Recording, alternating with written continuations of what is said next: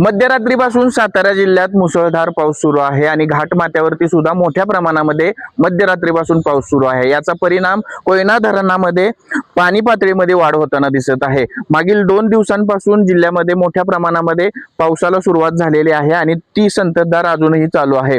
काल कोयना धरणातून एकूण 6129 क्युसेक्स पाण्याचा विसर्ग करण्यात आलेला आहे, तो सुरूच होता तोपर्यंत। आता आज सुद्धा 5 वाजता कोयना धरणातून पाणी सोडलं जाणार आहे आणि एकूण 11,000 नदीपात्रामध्ये 11,680 पाण्याचा विसर्ग 5 वाजता होणार आहे। कालपासून हा विसर्ग वाढवण्यात आलेला होता। काल 1 फुटाने कोयना धरणाचे दरवाजे उघडण्यात आलेले होते, ते आज 5 वाजता 2 फुटाने उघडण्यात येणार आहेत। यासोबतच जिल्ह्यामध्ये वेगवेगळ्या ठिकाणी दरडी कोसळून रस्ते बंद झालेले आहेत।